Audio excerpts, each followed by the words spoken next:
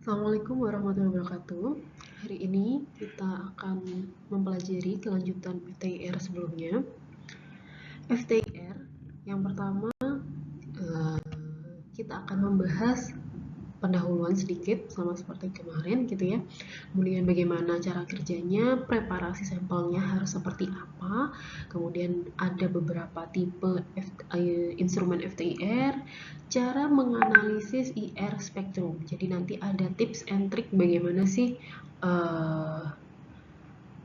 kita bisa menganalisis tanpa harus membaca apa itu ya namanya, kamus besar dari ikatan antar atom ya, ikatan molekul ya. Oke, introduction berawal dari spektroskopi instrumennya, kemudian ada detektornya spektrometer, kemudian spektrum kita menghasilkan grafik, di mana FTIR sendiri itu menggunakan metode matematikal. Kalian sudah banyak mempelajari di matematika teknik ya, Fourier transform gitu ya, dimana nantinya Fourier transform ini dimanfaatkan untuk menghasilkan spektrum infrared, yang mana spektrum setiap dia memberikan peak-peak tertentu itu adalah identifikasi terhadap molekul tertentu yang ada di material kalian. Ini kita sudah bahas ya, ada electromagnetic radiation, yang mana ada daerah yang bisa kita lihat, ada daerah yang memiliki frekuensi dan energi yang lebih tinggi. Kalau frekuensi dan energi itu memiliki linearitas ya, tapi kalau panjang gelombang berbeda lagi, kebalikannya. Oke, ini adalah cara kerja FTIR. Ada source-nya, ya. Kemudian source memberikan energi tertentu, ya, energi tertentu dengan panjang gelombang tertentu pula. Ketemulah sama sampel. Sampel ini ditembaki oleh source. Oke, kemudian karena si sampel kita ini dari beragam molekul, walaupun hanya satu polimer ya, satu polimer misalnya PLA, itu kan banyak sekali rantai polimer ya. Rantai polimernya tidak hanya mengandung satu jenis molekul, namun banyak.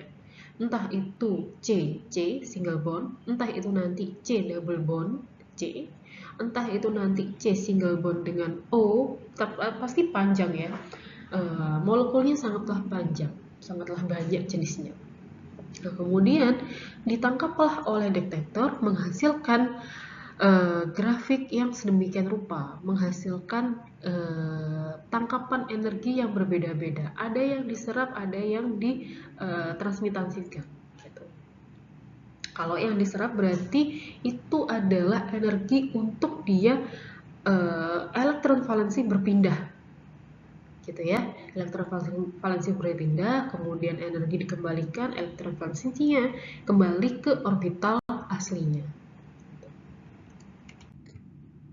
Komponen IR kita sudah bahas kemarin juga, bahwa ada source-nya, kemudian ada beam splitternya ya, kemudian ada moving mirrornya, jadi ada cermin yang nantinya bergerak ya, maju mundur atau naik turun gitu ya, tergantung dari source-nya nanti. Kemudian sampel kita di sini, dari sampel kita beam splitter meneruskan cahaya dari source ditangkap oleh sampel, ada yang diserap, ada yang ditransmitasikan. Nah, ini yang diserap. Berarti ini yang ditransmitasikan oleh detektor. Detektor akan menghasilkan spektrum. Dari spektroskopi, spektrometer, ya, kemudian ada spektrum hasilnya. IR di sini ya, interferometer. Ini adalah sekumpulan dari interferometer, detektor, kemudian electronic link dan komputer. Visualnya adalah komputer. Nah, infrared source itu biasanya mengandung kumparan ya, coil gitu, kumparan, dan ada housingnya, yang mana Coil ini dia materialnya terbuat dari nikrom. Nikrom itu adalah nikel chrome, ya. Yang mana kita tahu bahwa logam itu biasanya memiliki electricity yang tinggi, ya.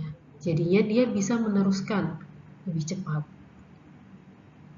Kemudian housing itu tadi mengkolek infrared cahayanya, kemudian diteruskan ke interferometer. Interferometer nanti tadi ada yang namanya beam splitter, kemudian moving mirror, dan lain sebagainya. Kemudian diteruskan ke sampel.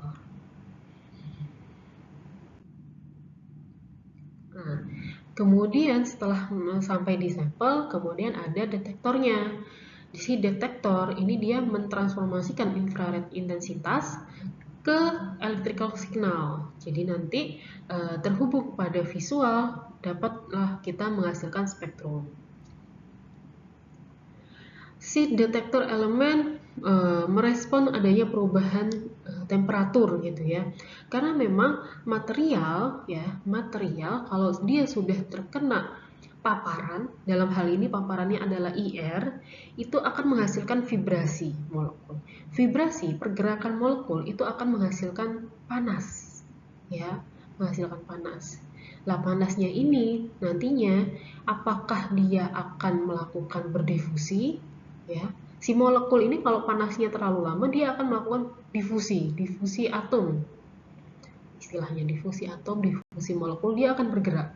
Nah, kita di IR itu diupayakan agar si molekul ini tidak sampai dia berdifusi, hanya bervibrasi ataupun berotasi. Gitu. Tidak sampai dia untuk berdifusi. Interferometer ini adalah menghitung interference pattern antara dua cahaya di beam. Jadi dia mengukur yang masuk sama yang keluar versus yang keluar.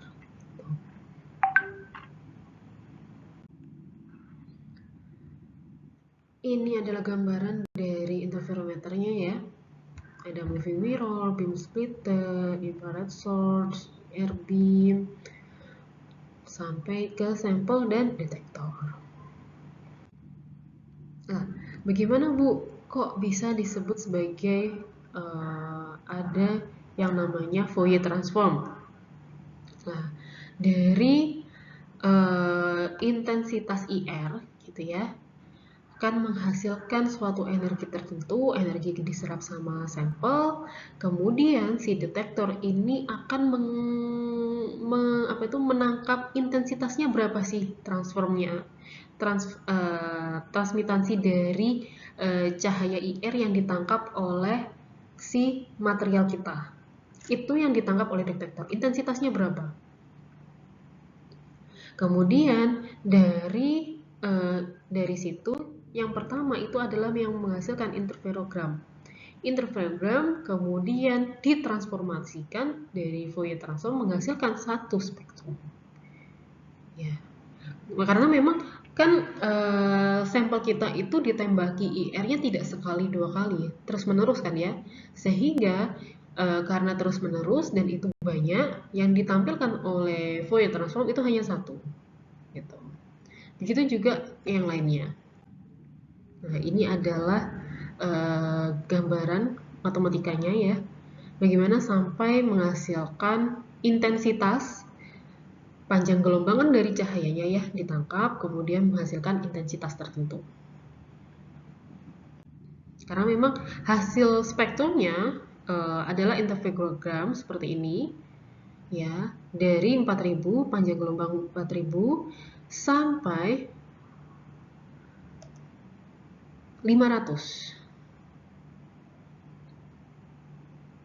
Kemudian di Fourier transformkan menghasilkan intensitas tertentu. Seperti itu. Nah, ini ada perbedaan. Jadi FTIR itu ada dua jenis.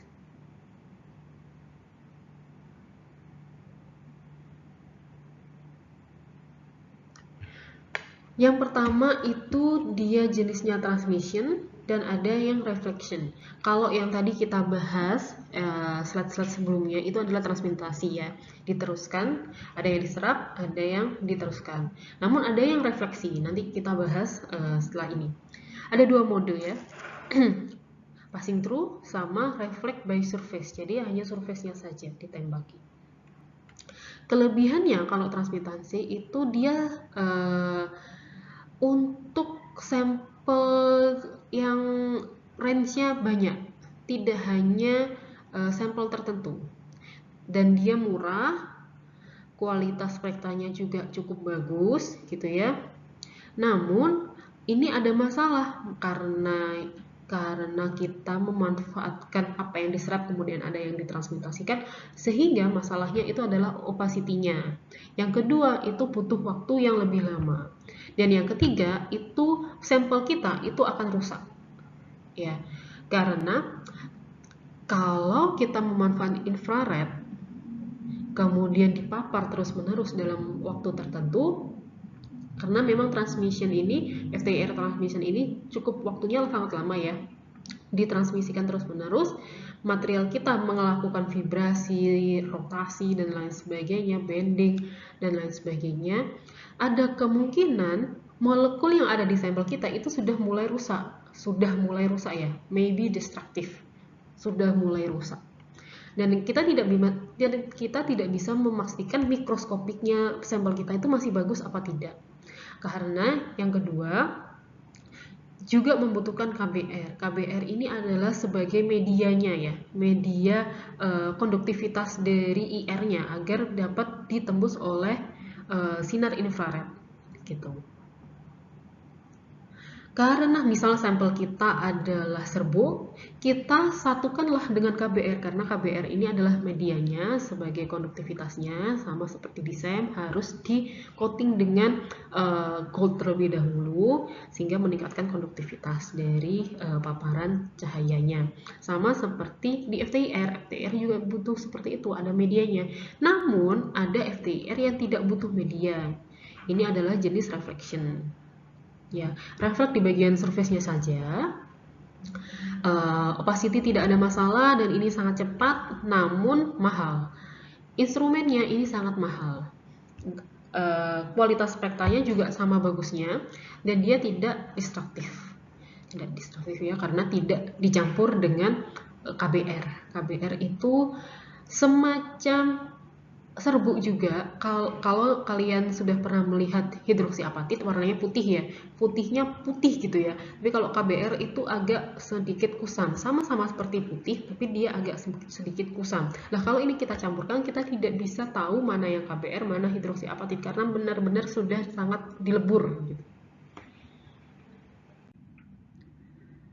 Nah ini cara meleburnya ya, ini sampel kita. Kalau sampel kita misalnya kita menggunakan KBR, karena dicampur dengan KBR yang bentuknya serbuk, maka sampel kita itu harus digerus sampai halus, kemudian ditumbuk ya, dipres sama KBR, baru nanti menghasilkan seperti pellet gitu, pil kapsul gitu, baru nanti ditembakkan ke FTIR.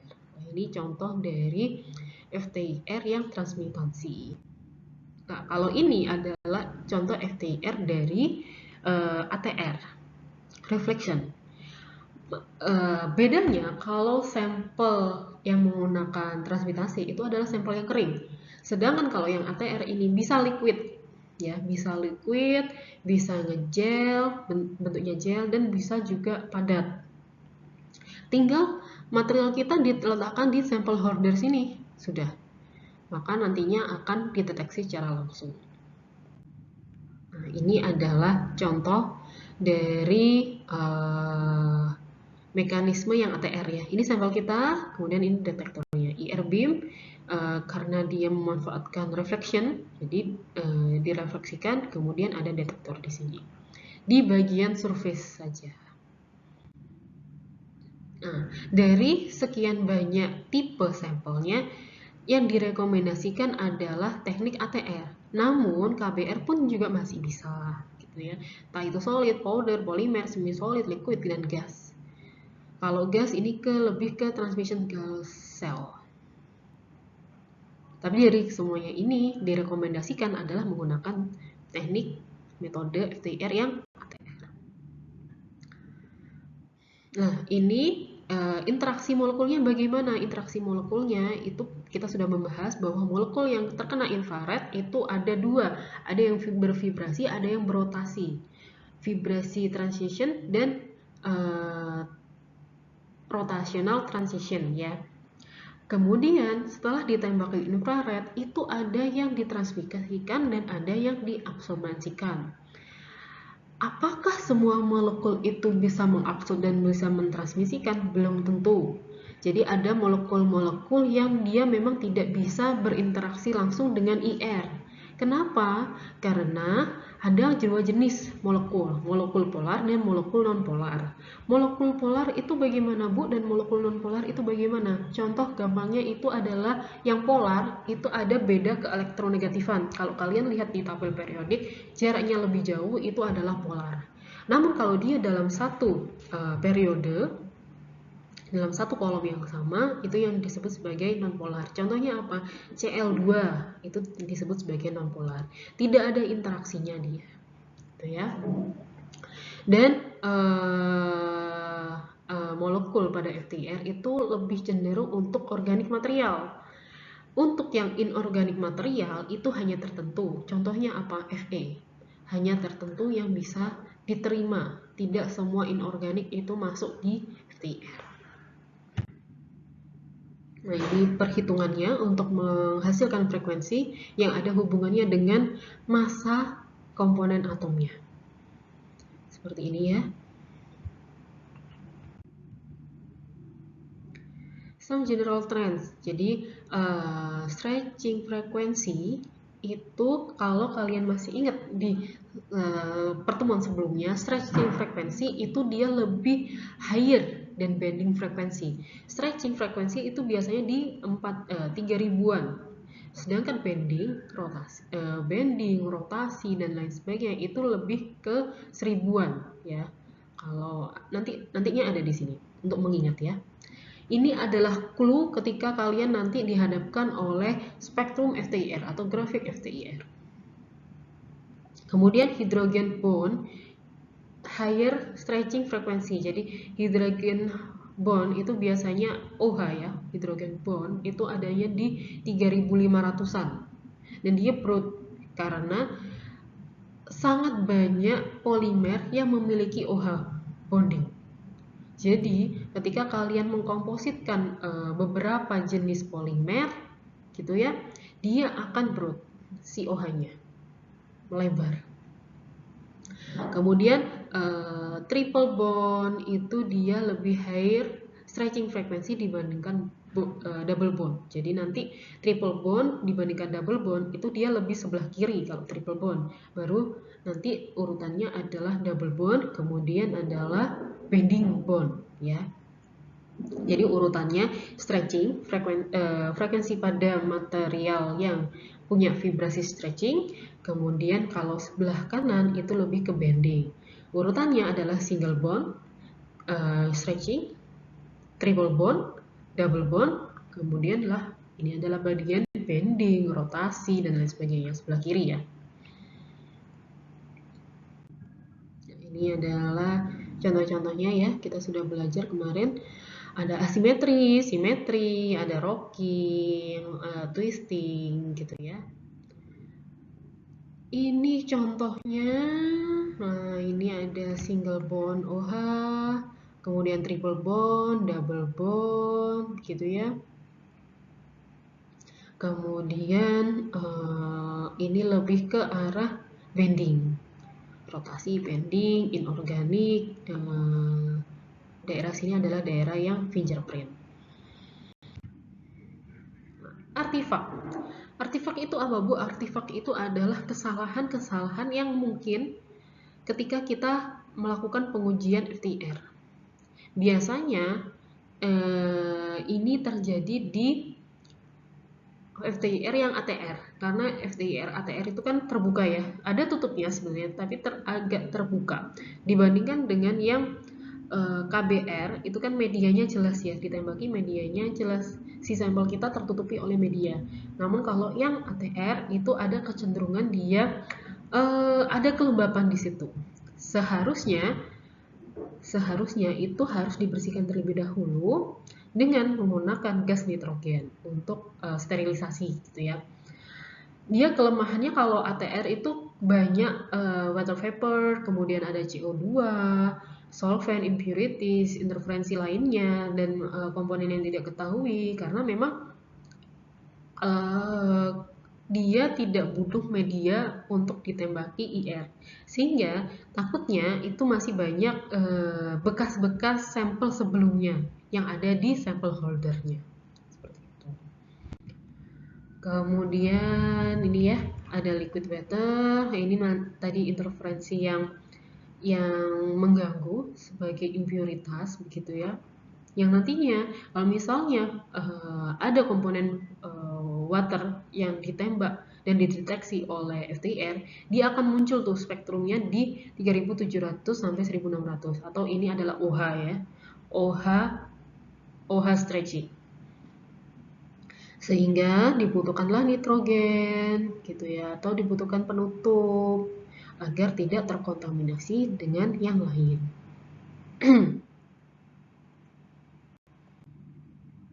Nah, ini adalah tips ketika kalian nantinya menganalisis IR spektrum tanpa harus menggunakan tabel spektranya. Lihat dulu regionnya dari 4000 sampai 1300. Ini yang utama. Belum yang fingerprint. Yang fingerprint 1000 ke bawah ya.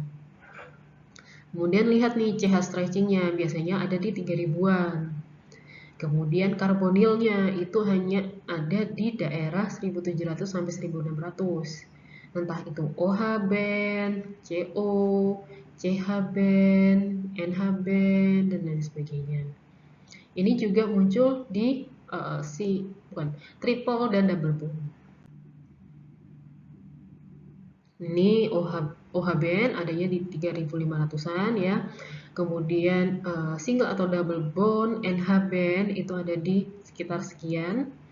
Dan yang lainnya ini yang double dan triple ya. Itu untuk ngecek aja apakah karena setiap material itu berbeda-beda ya. Biasanya muncul di tengah-tengah 1000-2000-an. Kalau yang double dan triple. Ini tadi adalah tips and trick tanpa menggunakan tabel spektra. Yang kemarin kita sudah bahas ya, ada tabel 3000 sekian sampai 3900-an itu apa saja gitu. Nah, jangan lupa harus ngecek juga di daerah fingerprint karena ini yang mendukung adanya material di panjang gelombang yang utama, yang 4000 sampai 1000-an, 1300-an gitu. Itu jangan dilupakan. Kalau misalnya tidak muncul di 4000 sampai 1300-an, itu biasanya adalah probably a strict hydrocarbon. Jadi hidrokarbonnya terlalu besar, terlalu berat sehingga tidak bisa dideteksi oleh FTIR yang utama. Mungkin muncul di fingerprint atau dia memang adalah material yang inorganik. Gitu deh. Sekian dulu. Terima kasih. Wassalamualaikum warahmatullahi wabarakatuh.